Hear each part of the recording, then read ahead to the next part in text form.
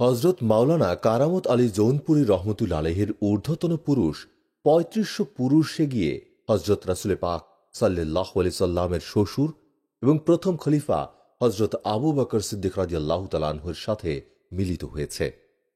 তিনি অযোধ্যা প্রদেশের অন্তর্গত জৌনপুর শহরে মোল্লাটোলা মহল্লায় ১২১৫ হিজরির ১৮ই মুহররম জন্মগ্রহণ করেন। তার পিতা মৌলভী আবু ইব্রাহিম শেখ মোহাম্মদ ইমাম বখশ সাহেব ছিলেন পিতার একমাত্র সন্তান। তার সম্বন্ধে জনৈক কামেল বুজুর্গ বলেছেন, আল্লাহ পাকের ইচ্ছায় তোমার দ্বারা এ জাতি আবাদ হবে। প্রসঙ্গক্রমে উল্লেখ করা যেতে পারে যে তখনকার সময় জৌনপুর শহরের ধর্মীয় অবস্থা এরূপ ছিল না। শরীয়তের অনুসরণকারী একরকম ছিল না বললেই চলে। খানকাসমূহ ছিল একটা গতানুগতিক প্রথার প্রতিষ্ঠান।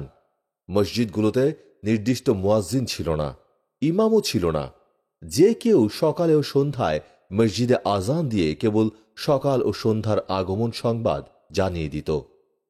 বস্তুত মৌলভী ইমাম বখশ সাহেব সম্বন্ধে উক্ত বুজুর্গ ব্যক্তির ভবিষ্যৎবাণী হজরত মাওলানা কারামত আলী জৌনপুরী রহমতুল্লাহ আলহের দ্বারা বাস্তবায়িত হয়েছিল। জৌনপুরের মোল্লাটোলায় যে আলেমানা শান এবং ইসলামের রওনক দেখা যায় তা হজরত মাওলানা কারামত আলী জৌনপুরী রহমতুল্লাহ আলহে ও তার আওলাদের কৃতিত্ব। হজরত সায়েদ আহমদ রহমতুল্লাহ আলহে যে সময়ে মাওলানা কারামত আলী রহমতুল্লাহ আলহেকে বাংলা ও আসামে হেদায়েতের জন্য প্রেরণ করেন, তখন এ অঞ্চলের ধর্মীয় অবস্থার চরম বিপর্যয় ঘটেছিল। লোকে রোজা নামাজ একেবারেই ছেড়ে দিয়েছিল। ধর্মের সাথে কোনো সম্পর্ক তাদের ছিল না। ধর্মীয় শিক্ষার তো নামগন্ধও ছিল না। সেই সময় সেই অঞ্চলে কোথাও মসজিদ তেমন একটা দেখা যেত না। কোথাও দু একখানা থাকলেও তাতে গরু ছাগল রাখা হতো। বিবাহ কিংবা খুশি ও শোকের অনুষ্ঠানে হিন্দুয়ানি প্রথা প্রচলিত ছিল। পর্দা মোটেই ছিল না। ছতর ঢাকা এবং কাপড় পরার কোনো বাধ্যবাধকতা ছিল না। নেংটি পরাই ছিল অনেকের অভ্যাস। শুধু হিন্দুয়ানি চালচলন নয়, বরং নামগুলো পর্যন্ত হিন্দুয়ানি ছিল। সার কথা, চতুর্দিকে অজ্ঞতা ও গোমরাহির অন্ধকারই বিস্তৃত ছিল। এমন সময়ে ঠিক এমনই একজন হাদির প্রয়োজন ছিল, যিনি মানুষের মনে ও মস্তিষ্কে এক আকস্মিক বিপ্লবের সৃষ্টি করে দিতে পারেন, যার রুহানি শক্তির প্রভাবে লোকের মনের ভাবের আমূল পরিবর্তন ঘটে। এরূপ ক্ষেত্রে সত্যিকারের ইসলামের আলো প্রদান করা এবং আল্লাহর দ্বীনকে উঁচু করে তোলা অবশ্যই জিহাদে আকবর শ্রেষ্ঠ জিহাদ। হজরত সৈয়দ আহমেদ শহীদ রহমতুল্লা আলহে হজরত মাওলানা কারামত আলী জৌনপুরী রহমতুল্লা আলহিকে এ জিহাদের প্রতি ইঙ্গিত করেছিলেন। 18 বছর বয়সে ইলমে দিন শিক্ষা সমাপ্ত করে হজরত মাওলানা কারামত আলী জৌনপুরী রহমতুল্লা আলহে তাবলিগের কাজ আরম্ভ করেন। জীবনের অবশিষ্ট 57 বছর সময়ই তিনি তাবলিগের কাজে নিয়োজিত থাকেন। প্রথম 6 বছরে তিনি জৌনপুর, গাজীপুর, আজমগড়, ফরজাবাদ এবং সুলতানপুর অঞ্চল সমূহের লোকদেরকে শরীয়তের পাবন্ধ করে তোলেন। স্থানে স্থানে ফোরকানিয়া ও দারুসে নিজামী মাদ্রাসা কায়েম করে হেদায়েতের পথ মজবুত করে ফেলেন। এরপর বাংলা ও আসামের উদ্দেশ্যে প্রথমে কলকাতা এসে পৌঁছেন। তৎকালে রেলগাড়ির চলাচল সর্বত্র ছিল না। অধিকাংশ পথ তাকে পদব্রজে অতিক্রম করতে হয়েছিল। এ সময় কলকাতা শহরে হজরত সৈয়দ আহমেদ সাহেবের খলিফাদের মধ্যে মাওলানা হাফিজ জামাল উদ্দিন সাহেব, মুহাদ্দিস মাওলানা ওয়াজি সাহেব, মাদ্রাসা আলিয়া হেড মাওলানা কাজী আব্দুল বারি সাহেব এবং এ সিলসিলার আরও কয়েকজন বুজুর্গ অবস্থান করছেন। হজরত মাওলানা কারামত আলী জৌনপুরী রহমতুল্লা আলহের আগমনে তারা সকলেই খুব আনন্দিত হলেন। কয়েকদিন তারা কলকাতা শহরে ওয়াজ নসিহত করলেন। ফলে দলে দলে লোক ধর্মবিরোধী প্রথাসমূহ থেকে তওবা করে তাঁর হাতে বায়াত গ্রহণ করেন। এরপর তিনি এখানে এসে বাংলা ও আসাম সফরের সময়সূচি স্থির করে ফেললেন। কলকাতা শহরে অবস্থানকালে তার পুত্র হজরত মাওলানা হাফিজ আহমদ সাহেব জন্মগ্রহণ করেন। উত্তরকালে এ মহাপুরুষীয় পিতার উত্তরাধিকারিত্বের পূর্ণ হক আদায় করেছিলেন। কলকাতার কাজ শেষ করে হজরত মাওলানা বজরা যোগে পূর্ববঙ্গের দিকে যাত্রা করলেন। তার সাথে একাধিক বজরা থাকত। একটিতে জানানা, একটিতে ভ্রাম্যমান মাদ্রাসা, একটিতে খাদেম ও কর্মচারীরা, আর একটিতে হজরত মাওলানা, তার খোলাফা এবং মোলাকাতিরা। তাকে যেহেতু সর্বদা সফরে থাকতে হতো, সুতরাং কিছু সংখ্যক তালেবে ইলমকে তিনি সাথে রেখে এ ভ্রাম্যমান মাদ্রাসায় তালিম দিতেন।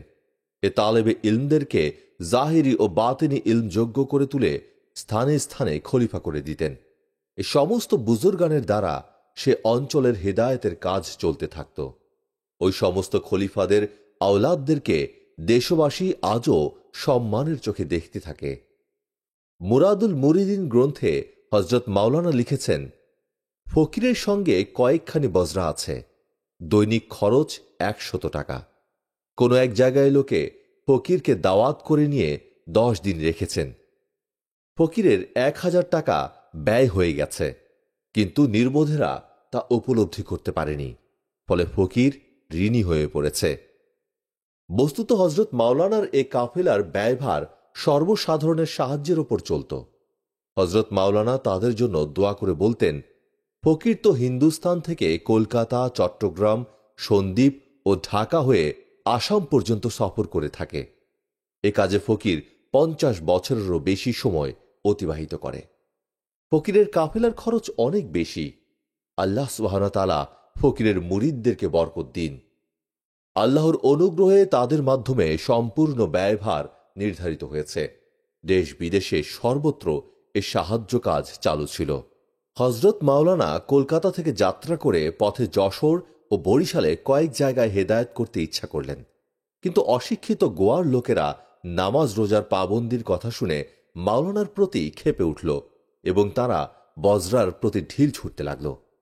মাওলানা মাল্লাদেরকে বজরা নদীর মধ্যস্থলে নিয়ে নোঙর করতে আদেশ করলেন।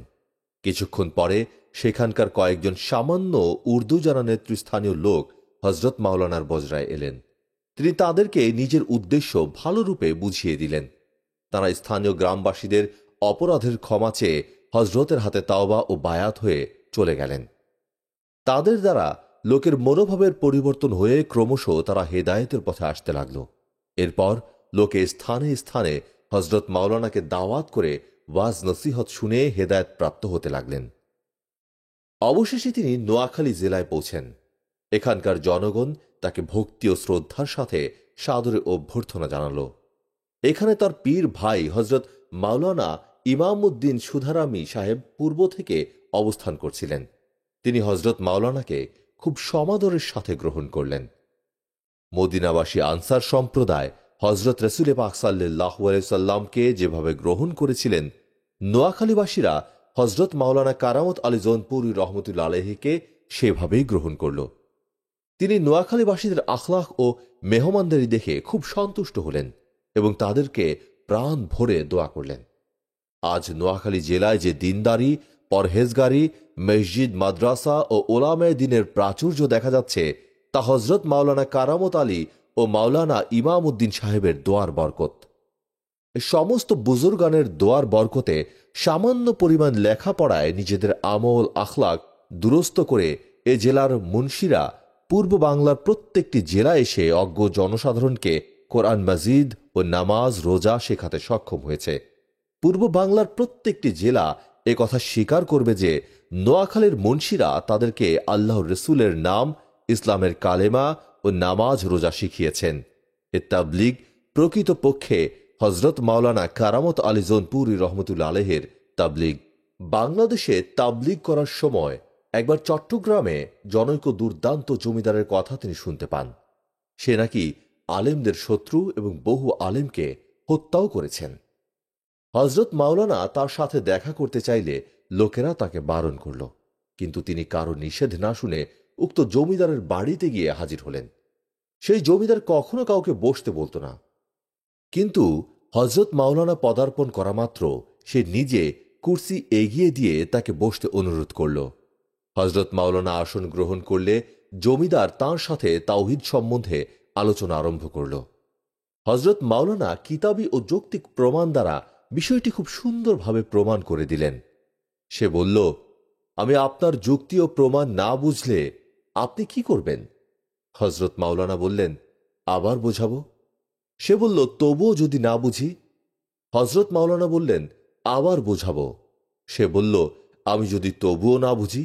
এবার হজরত মাওলানা স্বীয় তরবারি কোষমুক্ত করে বললেন, তবে তোমাকে এটা দ্বারা বোঝাবো। হজরত মাওলানার ইমানের জোশ ও সৎ সাহস দেখে জমিদার ভীত ও শঙ্কিত হয়ে বলল, আমি এ মাসালাটি কয়েকজন মৌলবীকে জিজ্ঞেস করেছিলাম, কিন্তু আমি তাদেরকে এরূপ বললে তারা হুজুর হুজুর করতে লাগল। তখন আমি রাগান্বিত হয়ে তাদেরকে হত্যা করার নির্দেশ দিয়েছি, কেননা এ শ্রেণীর মৌলবীদের দ্বারা ধর্মের বিনাশ হবে। নিঃসন্দেহ হজরত আপনি একজন সত্যিকারের হাদী, আপনার দ্বারা ইসলাম সতেজ ও উজ্জ্বল হবে। এরপর জমিদার হজরত মাওলানার হাতে বায়াত হয়ে প্রকৃত ভক্ত হয়ে পড়ল। এরূপ চট্টগ্রামে মুখলেসুর রহমান নামে এক বেদাতি মৌলবীর আবির্ভাব হলে চট্টগ্রামবাসী বহু দিনদার মুসলমানকে সে বদ আকিদা ও বেঈমান করে ফেলেছে।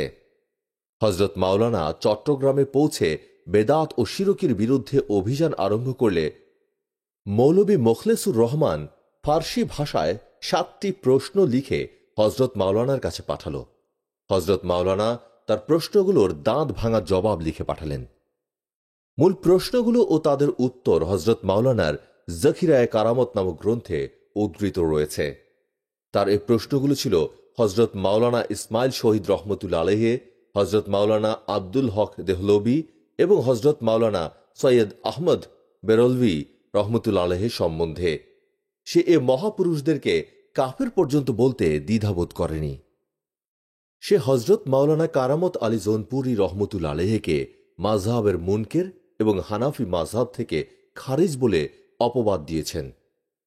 হজরত মাওলানা আনোয়ারে কারামত নামক গ্রন্থে ফার্সি ভাষায় তার জবাব দিয়েছেন। সে জনসাধারণকে ধোঁকা দেওয়ার জন্য হজরত মাওলানার সাথে বাহাসের পয়গাম পাঠালেন, কিন্তু মাওলানা তার সাথে বাহাস করতে স্বীকৃত হলে সে ময়দান থেকে সরে পড়ল। অবশেষে হজরত মাওলানা যখন বজরা খুলে অন্যত্র যেতে উদ্যত হলেন, তখন সে বলে পাঠাল, আপনার সাথে বাহাসের বিজ্ঞাপন দেয়া হয়েছিল, আপনি বাহাস না করে চলে যাচ্ছেন, এটা সঙ্গত নয়। আগামীকাল 10টার সময় ধর্মঘরে আপনার সাথে বাহাস হবে, আপনি নির্দিষ্ট সময়ে সেখানে আসুন। শহরবাসীরা সকলেই সেখানে সমবেত হবে। হজরত মাওলানা যাত্রা ক্ষান্ত করলেন এবং ওয়াদা অনুযায়ী পরদিন 10টায় ধর্মঘরে উপস্থিত হলেন। শহরের বহু ওলামায়ে কেরাম এবং গণ্যমান্য লোকও সভায় উপস্থিত ছিলেন, কিন্তু মৌলবী মুখলেস নিজের বাড়ি থেকে জেলখানায় গিয়ে বসে রইল, সভায় এলো না। বহুক্ষণ প্রতীক্ষার পর মুন্সি ফজলুর রহমান, দারোগা করিমুল্লাহ এবং মুন্সি ফায়েজ আহমদ সাহেবরা তাকে ডেকে আনার জন্য গমন করলেন, কিন্তু কিছুতেই সে সভায় উপস্থিত হল না। সুতরাং তার ভণ্ডামি বুঝতে শহরবাসীদের কারো বাকি রইল না। এরপর তার মুরিদানেরা দলে দলে এসে হজরত মাওলানার হাতে বায়াত হল। বাংলাদেশের কোনো কোনো অঞ্চলে একদল লোক গ্রামে জুমা ও ঈদের নামাজ জায়েজ নয় বলে মত পোষণ করত। তারা গ্রামে জুমা ও ঈদের নামাজ পড়ত না, কিন্তু হজরত মাওলানা সাহেবের ওয়াজ নসিহত এবং তার স্পষ্ট প্রমাণসমূহের বদৌলতে তখন থেকে এদের দলে ভাঙন ধরেছে। তারা 2 থেকে 1 জন করে ক্রমশ জুমা পড়তে আরম্ভ করছে। তাদের গ্রামে গ্রামে জুমা মসজিদ নির্মিত হচ্ছে। আলহামদুলিল্লাহ, জুমা নামাজ পড়ার বরকতে তাদের আখলাক আদতে দুরস্ত হতে চলেছে। এরূপে তিনি বাংলাদেশের খারেজি ও লামাজাবিদের দৌরাত্ম্য খর্ব করে দিয়েছিলেন। হজরত মাওলানা কারামত আলী জৌনপুরী রহমতুল্লাহ আলাইহি এদের বাতিল মতবাদ খণ্ডনে হুজ্জাতে কাতেয়াহ, মুরাদুল মুরিদিন, তাজকিরাতুল আকায়েদ, নসিমুল হারামাইন, কারামাতুল হারামাইন প্রভৃতি বহু গ্রন্থ লিখেছেন। এরই ফলে জনসমাজে সে সমস্ত বাতিল মতবাদের ধোঁকাবাজি ধরা পড়েছে। মাওলানা কারামত আলী জৌনপুরী রহমতুল্লাহ আলাইহি বাংলাদেশে একাধারে 18 বছর সফর করেন। প্রথমবারের সফরে তিনি বাংলাদেশের প্রত্যেকটি জেলায় গমনপূর্বক তাবলিগ করেন, স্থানে স্থানে মসজিদ মাদ্রাসা কায়েম করেন এবং খলিফা ও প্রচারক নিযুক্ত করেন। ইতোমধ্যে কয়েকবার জৌনপুর থেকে তাঁর আত্মীয় স্বজন তাকে দেশে যাওয়ার জন্য অনুরোধ করে পত্র লিখেছেন। কিন্তু প্রত্যেকবার তিনি উত্তর দিয়েছেন, বাংলাদেশে এসে আমি আমার মুর্শিদ হজরত সাইয়েদ আহমদ শহীদ রহমতুল্লাহ আলাইহের ভবিষ্যৎবাণীগুলো অক্ষরে অক্ষরে প্রতিফলিত হতে দেখতে পাচ্ছি। এখনও তার নির্দেশিত বিষয়ের অনেক কিছু বাকি রয়েছে এবং বিগত কয়েক বছরের চেষ্টার ফল দেখে বুঝতে পারছি হজরত মুর্শিদ কেবলার বাকি নির্দেশগুলো সফল হবে। তার প্রবল আশার লক্ষণ পাচ্ছি। কাজেই এ সময় তাবলীগের সিলসিলা কর্তন করে দেশে ফিরলে হজরত মুর্শিদের নির্দেশ লঙ্ঘন করা হবে। এ ফকিরের চেয়ে বহু গুণে শ্রেষ্ঠ হজরত মুর্শিদের বহু খলিফা বাংলাদেশে রয়েছেন এবং নিজ নিজ এলাকায় নিজেদের কর্তব্য পালন করছেন। তা সত্ত্বেও হজরত মুর্শিদ এ ফকিরকে বিবেচনার সাথে নিয়ে বাংলাদেশে ব্যাপক সফরে আসার জন্য নির্দেশ প্রদান করেছেন। এতে অবশ্যই কোনো রহস্য নিহিত রয়েছে। এই উত্তর পেয়ে হজরত মাওলানা কারামত আলী জৌনপুরী রহমতুল্লাহ আলাইহের আত্মীয় স্বজনরা সান্ত্বনা লাভ করলেন। এরপর হজরত মাওলানা সাহেবের বজরা আসাম গিয়ে পৌঁছল। তখন আসামের অবস্থা এত শোচনীয় ছিল যে সেখানকার মুসলমানদের মধ্যে শরীয়ত সম্মত লেবাস তো দূরের কথা, সতর ঢাকার অভ্যাসও ছিল না। অধিকাংশ লোক উলঙ্গ ছিল, কিছু সংখ্যক লোক অবশ্য লেংটি পরত। হজরত মাওলানা কারামত আলী জৌনপুরী রহমতুল্লাহ আলাইহে মানুষকে ডেকে এনে সতর ঢাকার জন্য একখানা করে কাপড় আর প্রত্যেককে একটা করে টুপি দিতে লাগলেন। এতে তারা হজরত মাওলানার প্রতি ক্রমশ আকৃষ্ট হয়ে পড়ে। হজরত মাওলানা তারপর ঢাকা থেকে লোক মারফত 4000 লুঙ্গি এবং কয়েক হাজার গজ থান কাপড় আনয়ন করে এবং লোকদের মধ্যে তা বিতরণ করে দেন। এরূপে তারা কাপড় পরতে অভ্যস্ত হতে থাকে।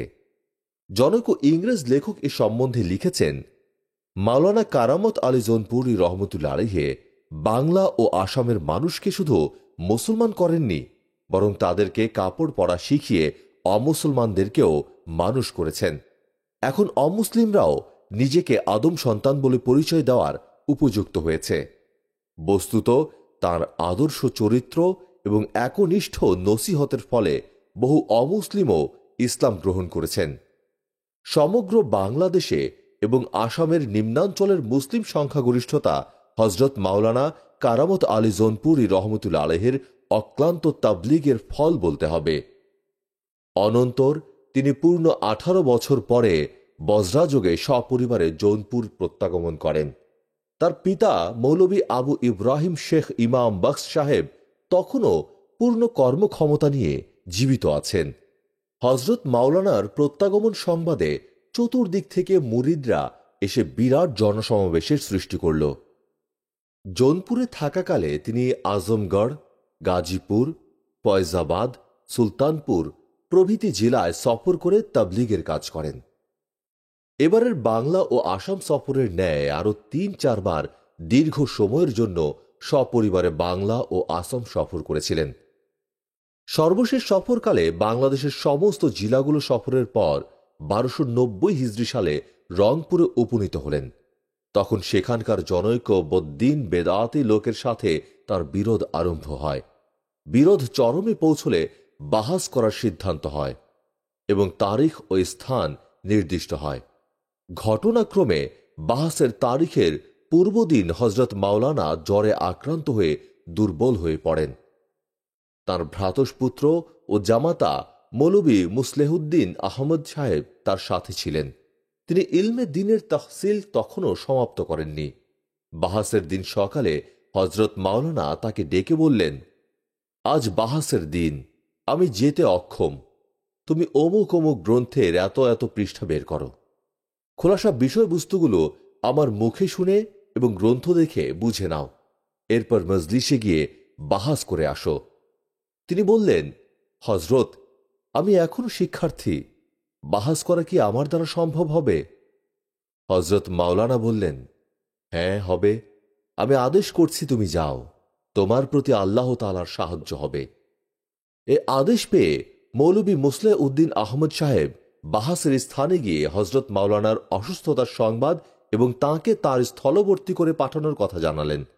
যথাসময়ে বাহাস আরম্ভ হলে কোনো প্রশ্নের উত্তরের জন্য মৌলভী সাহেবকে ইতস্তত করতে হল না। হজরত মাওলানা যেরূপ শিখিয়ে ও বুঝিয়ে দিয়েছিলেন ঠিক তদনুরূপ উত্তর দিয়ে যেতে লাগলেন। শেষ পর্যন্ত বাহাসে জয়লাভ করে তিনি ফিরে এলেন। হজরত মাওলানার রোগ ক্রমশ বেড়ে চলল। লক্ষণে বোঝা যেতে লাগল যে হজরত মাওলানা এ নশ্বর দুনিয়া ত্যাগ করে অবিনশ্বর জগতের দিকে চলে যাবেন। 1215 হিজরির 18ই মুহররম তারিখ জৌনপুরের আকাশে যে সূর্যের উদয় হয়েছিল তা চতুর্দিকে স্বীয় কিরণ বিস্তার করে নিজে পবিত্র কর্তব্য সমাধা করত হিজরি 1290 সালের 2রা রবিউসানি জুমার দিন সোবে সাদেকের সময় কালেমায় শাহাদাত উচ্চারণ করতে করতে রংপুরের ভূমিতে চিরতরে অস্তমিত হয়ে গেল। ইন্না লিল্লাহি ওয়া ইন্না ইলাইহি রাজিউন। তার পবিত্র মাজার রংপুর শহরে মুন্সিপাড়া মহল্লার জামে মসজিদের সম্মুখে ছিল। মসজিদের আয়তন বৃদ্ধি হওয়ায় বর্তমানে তা মসজিদের মধ্যস্থলে অবস্থিত। বাংলাদেশের প্রত্যেক জেলার লোকেরাই রংপুরে গিয়ে হজরত মাওলানার মাজার জিয়ারত করে থাকে। তার ইন্তেকালের 1 মাস পর তার বিবি হজরত মাওলানা আব্দুল আউয়াল সাহেবের মাতা রংপুরেই ইন্তেকাল করেন। তিনি হজরত মাওলানার পাশে সমাহিত হন। ইন্তেকালের সময় তার সন্তানগণ সকলেই নিকটে ছিলেন। অতঃপর মাওলানা মুসলেহ উদ্দিন সাহেব তাদেরকে জৌনপুরে নিয়ে যান। ইন্তেকালের সময় হজরত মাওলানার বয়স ছিল 75 বছর। তার কর্মজীবনে তিনি তাবলীগ এবং হেদায়েত কার্য ছাড়াও শিক্ষকতা এবং গ্রন্থ রচনা ও সংকলনের কাজ করেছেন। তার প্রকৃতির মধ্যে ইসলামী জোশ পূর্ণ মাত্রায় বিদ্যমান ছিল। তিনি হজরত ইমাম আবু হানিফা রহমতুল্লাহ আলাইহির মোকাল্লেদ তথা অনুসারী ছিলেন। তাহাজ্জুদের নামাজ থেকে ফজরের নামাজ পর্যন্ত জিকির আজগারে মশগুল থাকতেন। ফজরের নামাজের পর ইশরাক পর্যন্ত মুরিদান সহ মোরাকাবা করতেন। এরপর তালেবে ইলমদেরকে ইলমে কিরাত শিক্ষা দিতেন। তারপর নাশতা করে গ্রন্থ রচনার কাজে মশগুল হতেন। দ্বীপ প্রহরে আহারের পর কিছুক্ষণ শয্যা গ্রহণ করতেন। এশার নামাজের পরে পুনরায় গ্রন্থ রচনার কাজ করতেন। রাতে তিনি খুব কম ঘুমাতেন। অল্প সময় বিশ্রাম করে আবার তাহাজ্জুদের জন্য উঠে পড়তেন। প্রত্যেক মুমিন লোক যে পর্যন্ত নিজের সমস্ত ব্যাপারে ও কাজ কারবারে শরীয়তে মোহাম্মদের দিকে রুজু না করবে এবং সমস্ত ব্যাপারে রাসূল পাক সাল্লাল্লাহু আলাইহি সাল্লামকে হাকিম নিযুক্ত না করে এবং ওই সমস্ত ব্যাপারে শরীয়তের মীমাংসাকে অন্তরের সাথে কবুল না করে, সে পর্যন্ত সে মুমিন নামের যোগ্য হবে না।